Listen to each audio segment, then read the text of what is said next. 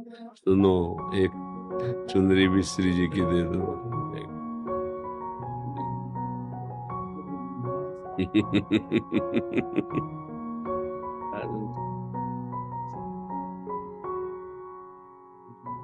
थोड़ा कुछ फल या मीठा हो तो दो। सीरियस, देखो कुछ फल मीठा हो तो दो। हाँ, ये चुनरी दे दो। ये प्रसादी चुनरी है। हाँ हाँ, दे देना उधर, वो श्री जी से वहां से दे देंगे। तो लिवा जाओ और हाँ उसको मिठा। जितेंद्र जी। राधा राधा राधा। हाँ महाराज जी, मैं यहाँ आकर धन्य हो गया। महाराज जी, यहाँ पर सिर्फ आपसे मिलने के लिए आया हूँ।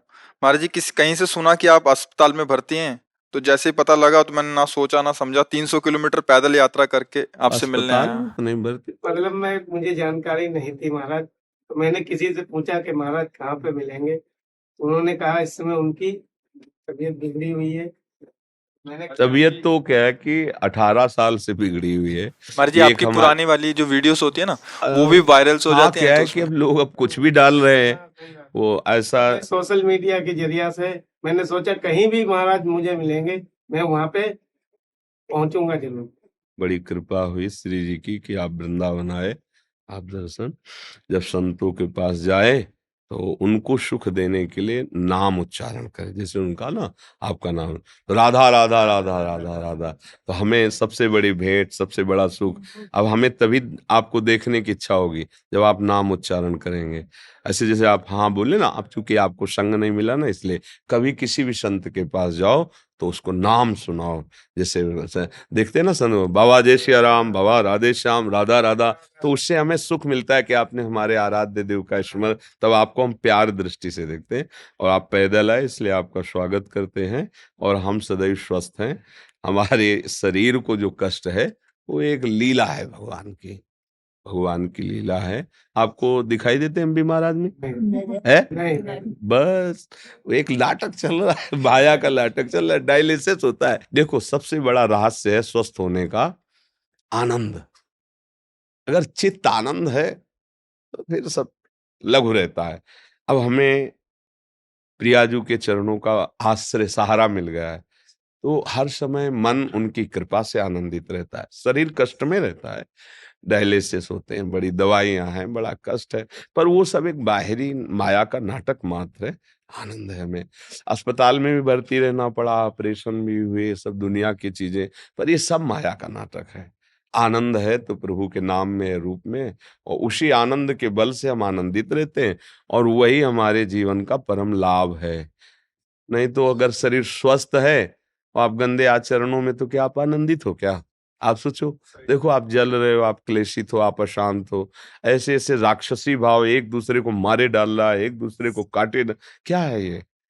तो आपका सद्भाव बहुत अच्छा है, और हम यही चाहेंगे कि आप जब आए हो तो आप राधा राधा जपने की कोशिश करो और भगवान की कृपा के पात्र बनो।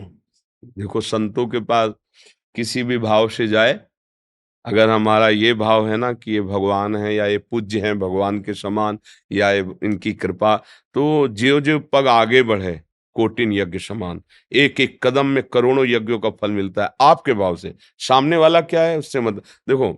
हमारे भाव ही होते हैं, जब हम किसी देवता के या भगवान के मंदिर में दर्शन करने जाते हैं, वो तो विग्रह रूप में विराजमान है, पर जब जैसे हमारे भाव होते हैं, मेहनत करके गए, लौटते दूर से देखा, ध्वजा देखा, मंदिर, एकदम आनंद हुआ, सामने गए रो पड़े, एकदम हाँ प्रभु प्रभु, हाँ मेरे प्रभु। वो प्रभु देख रहे हैं, उसका उसको फल मिलता है। ये जो आप साधना करके आ रहे हो ना, इसका फल है, अमोघ फल है।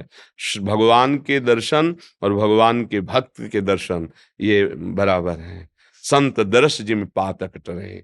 अगर हम भाव से ना, तो जब भाव से हम शिला में भगवान की भावना कर लेते हैं, फिर संतों में भगवान की भावना कर ले, मंगल है। खूब नाम जप करो, कोई नशा न करना, कोई गंदा आचरण नहीं, गंदा भोजन नहीं, तो जहां जाना है ना, वहां पहुंचने का मार्ग प्रकाशित हो जाता है। महाराज जी क्षमा कीजिएगा, एक और बात पे प्रकाश डाल दीजिए। जैसे आपसे सुना है कि आपके मुख से कि पैदल यात्रा अच्छा लगा, तो महाराज जी कुछ ऐसे भावुक जन है वो भी पैदल शुरू कर देंगे महाराज जी। ये सामर्थ्य सबके अंदर नहीं होती है। हम आपको सही बताएं, सामर्थ्य उनके होती है जो बहुत कष्टपूर्ण जीवन गरीबी से व्यतीत करते हैं, और उनको जब लगता है कि मेरे पास तो कुछ देने के लिए कुछ है नहीं, तो ये जीवन ही है, तो मैं अगर हो सके तो मैं लौटते हुए जाऊं या पैदल जाऊं, ये सामर्थ्य उनकी होती है। जो विषय संग्रह से रहित होते हैं उनको लगता है मैं क्या दूं, तब लगता है कि अगर मैं खोपड़ी के बल चल पाता तो खोपड़ी के बल चल के जाता, यही मैं कर सकता हूँ। ये सबके अंदर हो भी नहीं सकता, आदेश दे तो भी नहीं कर सकते सब। अरे यहाँ से पैदल राधा वल्लभ जी नंगे पैर तो जाना नहीं हो सकता, आप सोचो ला। अच्छा, चालीसों कोस सैकड़ों कोस दूर से पैदल, ये उनकी बात होती है ना, जो गृहस्थी में रह के कष्ट सहते हैं और उनको लगता है मैं किसी योग्य नहीं हूँ, क्या दे सकता हूँ संत को, तो मैं पैदल चल कर जाता हूँ उनके दर्शन के लिए। ये बहुत बड़ी बात है, और ये सबके बस की है भी नहीं। हम कहे भी, आदेश भी करे तो ले, ये सबके बस की। हाँ, हम इस बात से बहुत अंदर से, हृदय से द्रवित है। भरत जी यही कह रहे हैं, जब वशिष्ठ जी ने देखा उनके चरणों में छाले पड़ गए, तब कहा थोड़ी देर पालकी में बैठ जाओ। तो उनका हाँ, हमारे इष्ट नंगे पैर यहाँ चले हैं और मैं पालकी में बैठ के चलूं, मुझे तो लगता है गुरुदेव सिर भर जाऊं उचित असमोरा, कि जहां मेरे श्री राम के चरण पड़े वहां मैं सिर रख करके जाऊं। ऐसा ये तो सबके हृदय में नहीं होता, ये हम जानते हैं, सबके हृदय में नहीं होता। ये विषय सुख भोगने वालों के हृदय में आ ही नहीं सकता।